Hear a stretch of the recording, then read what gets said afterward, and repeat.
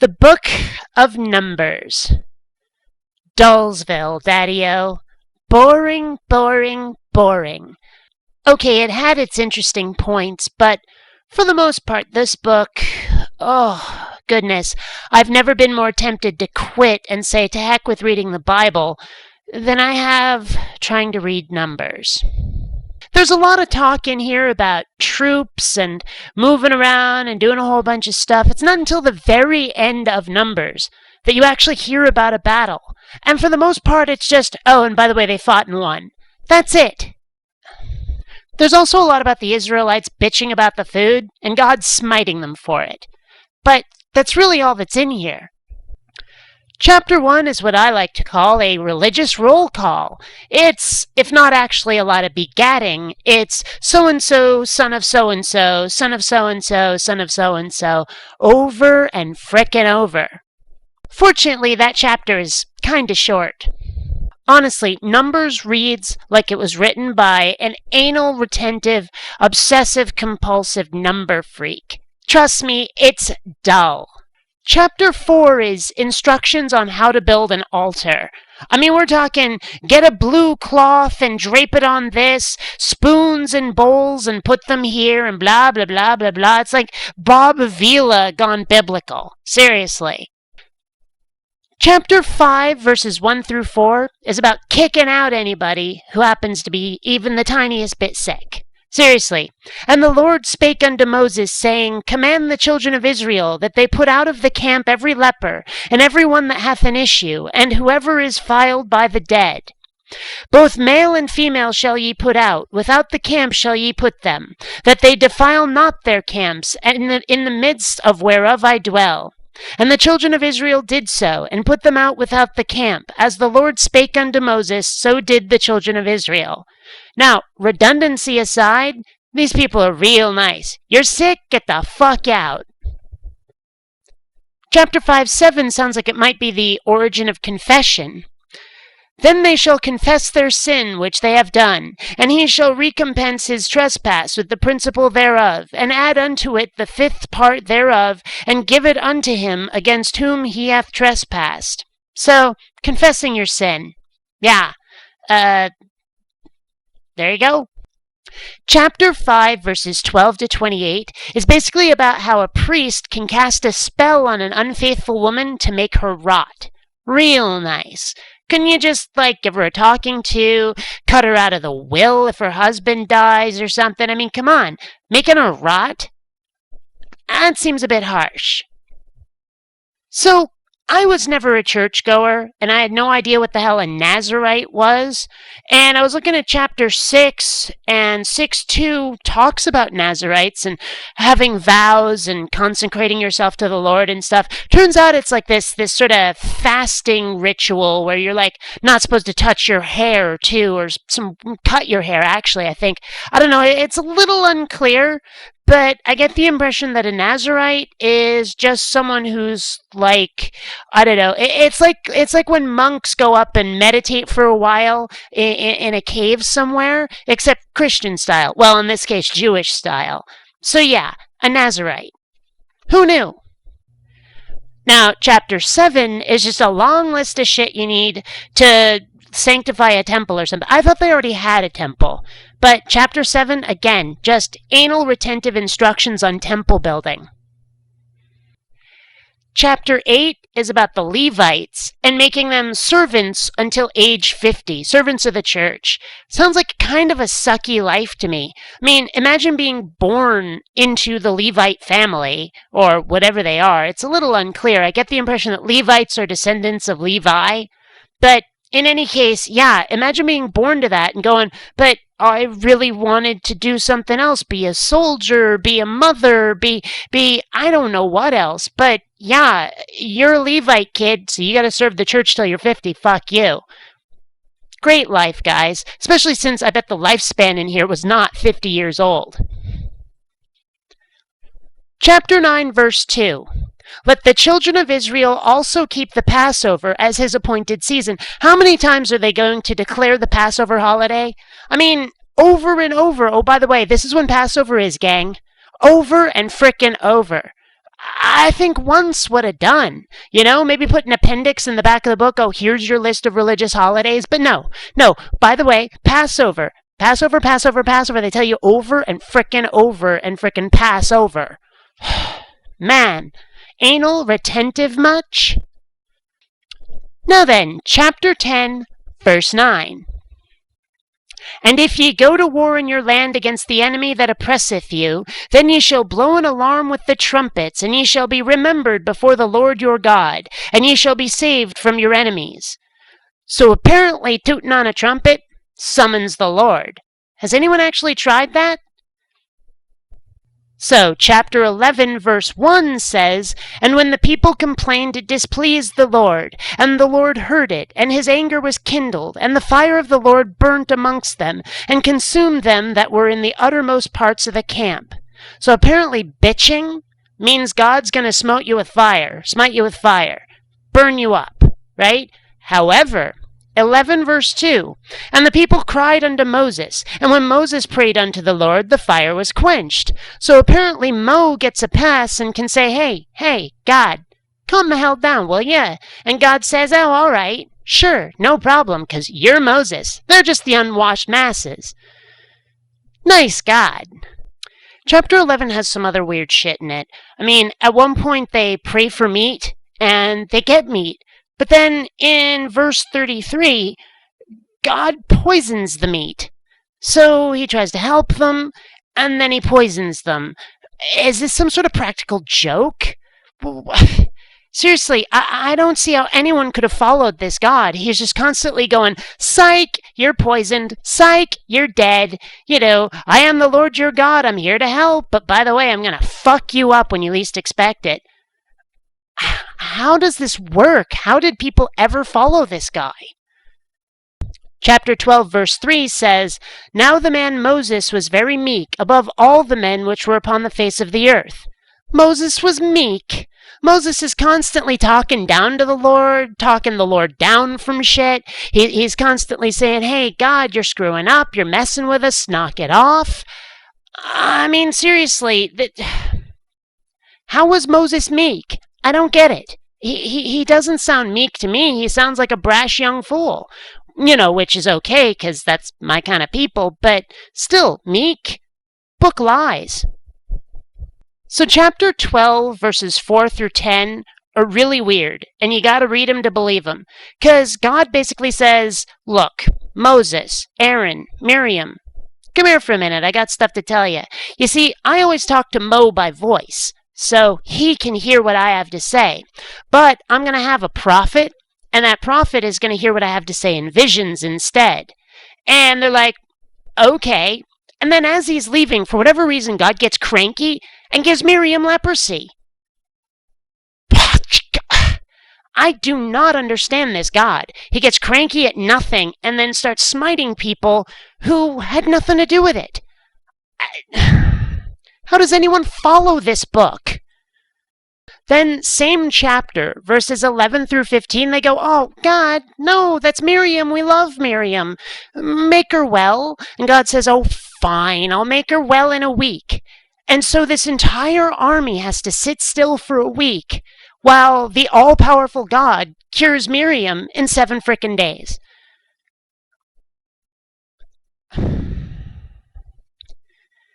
My head hurts. No joke, I'm starting to think that Richard Dawkins understated how much of an asshole God is in the Old Testament. Seriously, describing God as an angry, vindictive control freak? Not far enough. Honestly, nothing will turn you against God faster than listening to the shit he does to people. They keep mentioning these other tribes, like the Amalekites, the Hittites, the Jebusites, and all those guys. And I gotta ask, do the Jebusites follow Jebus? Just saying. And then 1333 is where it turns into a fairy tale. And there we saw the giants, the sons of Anak, which come of the giants, and we were in our own sight as grasshoppers, and so we were in their sight. Okay, giants. Well, I understand Goliath shows up at some point later in this Bible book thing that I'm holding, I guess that's where they come from, but still, giants? What are we playing D&D over here? Now we have chapter 14, verse 11. And the Lord said unto Moses, How long will this people provoke me? How long will it be ere they believe me for all the signs which I have shewed among them? Well, it says shewed, S-H-E-W. I don't know, archaic speech, I guess. But the point is, okay, if there is a God, and if he really wants people to believe in him, show up. Don't show signs. Don't, put up little, things we're supposed to interpret going, aha, the lights in the sky just did blah, that must mean there's a God. No, you show the hell up. Big, glowing, towering thing going, wah-ha-ha-ha, I am the Lord the God, instead of this hiding behind clouds and shit. I mean, seriously, show up. Don't do this, passive-aggressive crap. Honestly, I can figure this out. Why can't God? Now we go on to 14, 12 to 21. And here's where it gets a little more childish, if that's possible. You see, God wants to smite his own people for, I don't know what, not believing in him or not following what he says, all that stuff. And Moses has to talk him down. Moses says, hey, if you do that, the Egyptians are going to hear of it, and they're going to rip your people to shreds. And once again, I have to say to myself, why aren't all people God's people? Aren't they supposed to be? I mean, he's supposed to be the God of the entire earth, at the very least, if not the whole universe. And yet, somehow, the Israelites are the only ones he gives a shit about. And he's got to have his boy Mo talk him down. He's got to say, hey, God, don't smite them. Don't destroy them all. Don't cut your own throat. You'd think it wouldn't be necessary. This God is a child, an ignorant child. That's what's in the book. I mean, I'm not just being an anti-theist here. I'm not just saying, hey, God's a dick for the sake of it. It's what's in the book. If it weren't in the book, I wouldn't talk about it. I wouldn't say it. I wouldn't be coming to this conclusion. But I know 10-year-olds who act better than this. Seriously. And now we have 14:27. How long shall I bear with this evil congregation which murmur against me, says God? I have heard the murmurings of the children of Israel, which they murmur against me. Well, maybe they murmur against you because you're being a dick to them. Maybe if you were nicer and lightened up on them a little bit, they would think you're all right. But no, you're being harsh and cruel and vengeful and shit, and they don't care for it. Of course they murmur against you. What else are they supposed to do? What, are they self-destructive? No. Now we come to 15:32 through 36, which is all about keeping the Sabbath holy and not working on the Sabbath and all that stuff. And you got this one guy gathering sticks. You've all heard the story. He's gathering sticks on a Sunday, and they decide, oh, you have to die. And they kill him for gathering sticks. Honestly, people wonder why I'm against religion. Shit like this is why. Even if it's a parable, it's a really bad one. And if someone doesn't know it's a parable and they carry this shit out anyway, come on, think about it. Chapter 17, verse 9. And Moses brought out all the rods from before the Lord unto all the children of Israel, and they looked, and took every man his rod. Okay, that was childish, but come on, how could I not take that shot? Alright, so chapter 20 is about how the Israelites are going, God, you promised us lands of milk and honey. You haven't delivered. They bitch about it, and God doesn't care for the bitching. Now, chapter 20, verses 23 to 29, I actually don't quite understand. The way it sounds like, God says to Moses and Aaron, and I guess Aaron's son, to climb up a mountain. And then Aaron is supposed to give his clothes to his son, and then Aaron dies. And it doesn't say if the Lord kills him or if he was just going to die of old age anyway. But then they come back down the hill, and it sounds like Aaron's son takes Aaron's place or something, and everyone mourns Aaron. I don't quite understand that part. Now, 21 verses 5 through 6. The people speak against God and against Moses, and they're going, hey, you promised us lands of milk and honey, you didn't deliver, bitch, bitch, bitch. So God sends serpents, flaming serpents after the people. You complain, I'm going to have you bit by snakes, apparently. And then the people complain about the snakes, and Moses fashions a snake out of brass. And apparently if you're bitten by a snake, and then you look at the brass snake, the poison won't kill you. Apparently. I mean, yeah, verses 8 through 9, God, who sent the snakes, mind you, tells Moses to fashion the brass snake to save the people. So apparently God sends a plague of snakes after the people bitch, so God says, fine, have a brass snake, it'll heal ya, and it's like, why couldn't you just take the snakes away? You're God, remember? You have powers. Honestly, So chapter 21, verses 23 to 25, the Israelites are wandering around through the desert trying to find a home or something, and they come to a guy's kingdom and they say, hey, can we walk through? The guy says, no, you can't come through. You can't get free passage. So they say, all right, fine, we'll just conquer your ass. And they do. Okay. I mean, at last we have a battle that's actually a little bit described, not very much. I mean, it's only 3 verses, but still, usually it's, and then the Israelites fought these guys in one end of story. This is a little bit more, not much, but still, yeah, I don't know, the whole book is pretty vague, especially when it comes to battles. Chapter 22, near the end of it, verses 27 through 30, there's this guy, Balaam, who's apparently riding on a donkey, and the Lord doesn't want him to go certain places, and so he makes the donkey veer away. And every time he does that, the guy's like, hey, you stupid fucking donkey, move in the right direction. Well, yeah.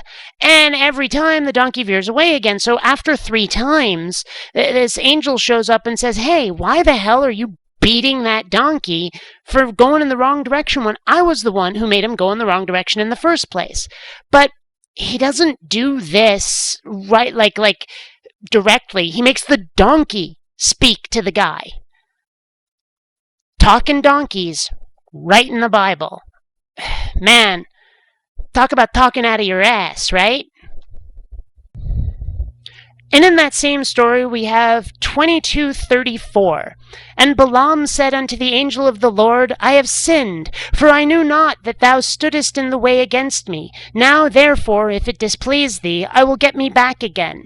So apparently sin comes from ignorance. You can totally sin without realizing you've done anything wrong, without even realizing there's something wrong to do. You can sin. Sounds fair to me. Chapter 24, verse 8. God brought him forth out of Egypt. He hath, as it were, the strength of a unicorn. He shall eat up the nations his enemies, and break their bones, and pierce them through with arrows. Okay, unicorns? Really? We're back to D&D here. First giants, now unicorns. Imagine that. In chapter 25, apparently the Israelites have had enough and start worshipping other gods of people whose lands they're passing through. And of course, Jehovah gets kind of pissy about that and starts to kill all of them. And one of the guys he recruits to start killing the apostates, runs one of them through with a javelin with so much zeal that God goes, that redeems all the rest of you. This guy, he's so into me that he did that. Well, okay, you're all spared now. Read it for yourself, man. It's right in there. I don't get it. Chapter 26, God divides the known world up among the families. Lovely. 27 to 13. And the Lord said unto Moses, Get thee up into this Mount Abarim, and see the land which I have given unto the children of Israel. And when thou hast seen it, thou also shalt be gathered unto thy people, as Aaron thy brother was gathered.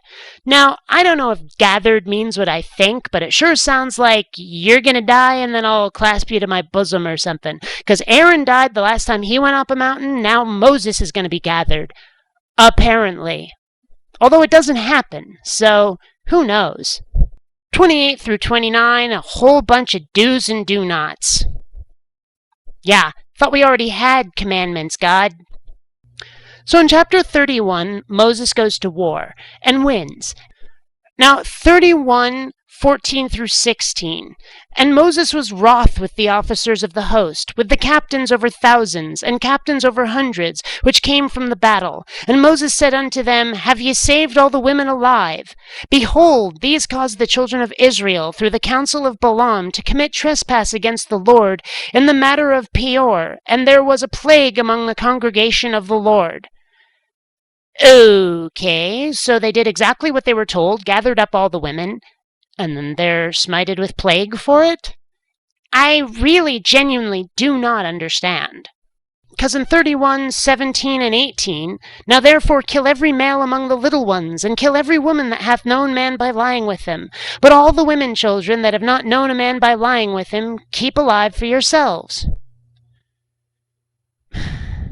Nice fellow. You've heard the verse before, I'm sure, but still, it's worth mentioning. Chapter 33 is just a massive travelogue of where the Israelites went, and chapter 35 is how to deal with a murderer. Chapter 36, blah, blah, blah, it's just sort of a wrap-up. All the families did this, that, and the other thing. Children of Israel, bada boom, done. All in all, I'd say that Numbers was a complete waste of time. You don't learn much of anything except that the Israelites conquered a lot of people, killed a lot of people, and that God's kind of a dick. Since I started this project, I've never more wanted to quit than when reading Numbers. It's just plain awful. But I said I'd do this, and I'm going to get all the way through it one way or another. So, next book is Deuteronomy. And until then, this is BionicDance, reading the Bible so that you don't have to. Until next time, fellow space travelers.